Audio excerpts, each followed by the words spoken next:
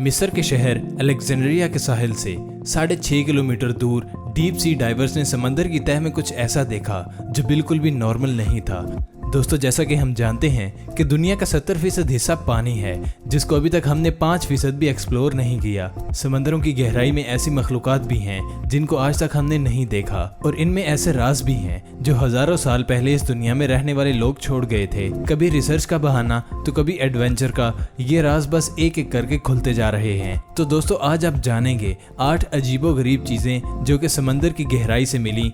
तो दोस्तों, मैं हूं अम्मार हसन और आप देख रहे हैं सरसब्ज टीवी। वीडियो में आगे बढ़ने से पहले यूट्यूब के इस मुनफरिद चैनल सरसब्ज टीवी को सब्सक्राइब करना मत भूलिएगा।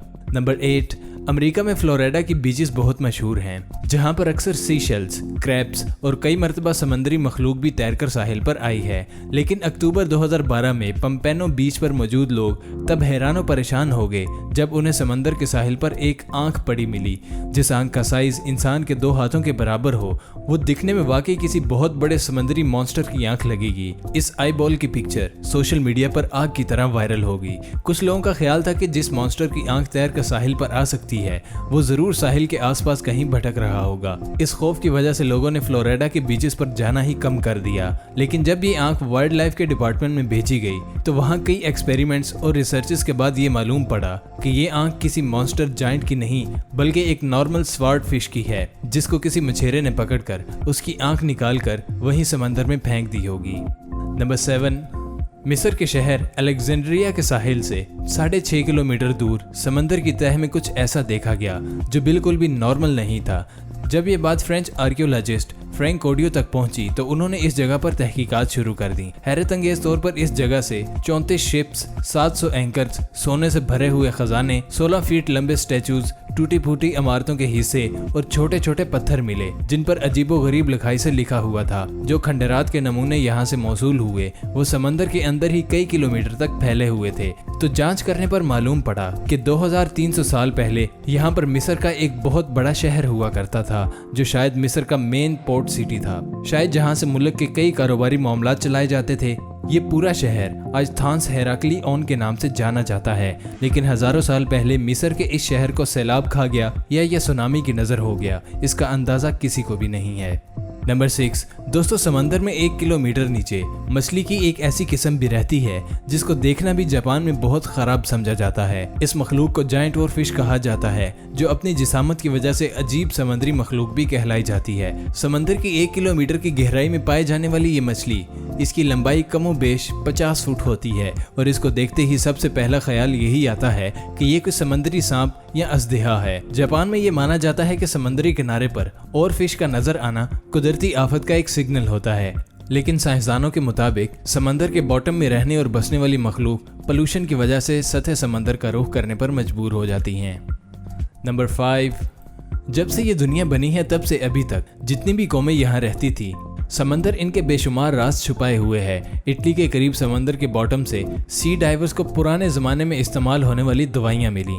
देखने में ये टैबलेट्स आज के दौर की दवाइयों से काफी अलग नजर आई हैं, लेकिन अब मालूम करना था कि इनके अंदर कौन से केमिकल मौजूद हैं और ये किस मर्ज की दवा है। लेबोरेटरी टेस्ट से मालूम हुआ कि ये दवाई कम से कम 2000 साल पहले बनाई गई थी, लेकिन इसके अंदर जो इंग्रेडिएंट्स इस्तेमाल हुए थे ये जानकर तो और भी ज्यादा हैरत हुई, क्योंकि इसमें स्टार्च, पाइन, रेजन, बिवेक्स, एनिमल और प्लांट फैट्स के साथ ओलिव ऑयल भी शामिल था। साइंसदानों का मानना है कि ये दवाई आंखों के इलाज के लिए इस्तेमाल की जाती होगी, जो कि छोटे से टिन में अच्छी तरह बंद है और देखने से ऐसा लगता है कि ये हाथों से बनाई गई होगी, क्योंकि जिस स्पॉट से ये दवाइयाँ मिली थी उससे थोड़ा ही दूर एक क्रैश रोमन शिप भी डिस्कवर हुआ था, जिसमें से काफी मेडिकल इक्विपमेंट्स भी मिला था। इसलिए रिसर्चर्स का मानना है कि 2000 पहले इस शिप में कोई डॉक्टर भी मौजूद होगा। यकीनन उस जमाने में भी मेडिकल साइंस काफी जानदार थी। नंबर 4, दोस्तों, फ्रिल्ड शार्क समंदर के बॉटम में रहने वाली एक ऐसी फिश है जो देखने में दिलचस्प लगने के साथ खौफनाक भी लगती है। फ्रिल्ड शार्क की बॉडी का कुछ हिस्सा डायनासोर की बॉडी जैसा है, जबकि कुछ हिस्सा सांप के जैसा नजर आता है। इसका मुंह सांप के जैसे नजर आता है और इसके मुंह में दांत भी होते हैं, और वो भी पूरे 300। जी हाँ, और इसके सारे दांतों की डायरेक्शन अंदर की तरफ होती है। इस क्रिएचर की लंबाई 6 फुट तक बताई जाती है और इसका शिकार करने का अंदाज सांप जैसा होता है। फ्रिल्ड शार्क अपनी बॉडी के आधे साइज का शिकार भी एक ही वक्त में निगल सकता है। इसके दांतों की डायरेक्शन की वजह से कोई भी चीज अगर इसके मुंह के अंदर चली गई तो उसका वापस आना पॉसिबल नहीं है। 2007 में जापान के एक मछेरे ने फिशिंग के दौरान ऐसे क्रिएचर को पकड़ा तो वाइल्ड लाइफ के इदारे ने इसे पकड़कर सी वाटर पूल में डाला। वहां इसकी पहली बार वीडियो बनाएगी। इनका कहना था कि समंदर में 1 किलोमीटर नीचे रहने वाला ये क्रिएचर शायद बीमार था, इस वजह से समंदर की सतह पर आ गया।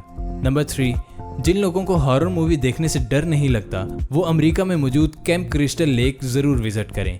फ्राइडे द 13th के सीरियल किलर जेसन वोहेस का स्टैचू आपका इंतजार कर रहा है। लेक के बॉटम में रखा गया ये स्टैचू अपने मशहूर मास्क और तलवार के साथ खड़ा किया गया है, जबकि इसका मुंह ऊपर की तरफ है ताकि लेक में डाइव करने वाले डाइवर को डर का एक झटका लगे। स्टैचू के मालिक ने बताया कि वो कई सालों से लेक में डाइविंग कर रहा है और इसने दूसरे डाइवर्स को प्रैंक करने के लिए फ्राइडे द 13th के इस खौफनाक कैरेक्टर को रखा, लेकिन चंद रिपोर्ट्स के मुताबिक अभी ये स्टैचू इस लेक से हटा दिया गया है।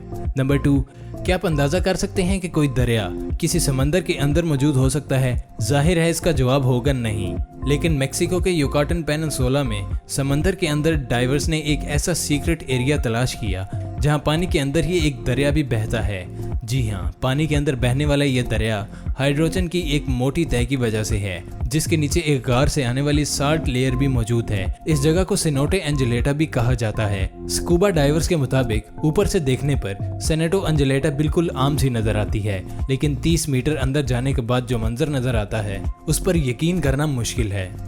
नंबर 1, 2014 में स्कूबा डाइवर्स के एक ग्रुप को समंदर की तह से एक जायंट चाकू मिला। देखने में इसका साइज 6 फुट तक लंबा है, लेकिन क्योंकि स्कूबा डाइवर्स ने कभी खुद को पब्लिक नहीं किया तो इसी वजह से हमें ये बात आज तक मालूम नहीं हो सकी कि ये चाकू इस वक्त कहाँ मौजूद है और इतने बड़े चाकू का आखिर मकसद क्या था। क्या वाकई हजारों साल पहले इंसान इतने बड़े हुआ करते थे जो उनको इतने बड़े चाकू की जरूरत पड़ी? इस बारे में मुझे कमेंट में जरूर बताएं।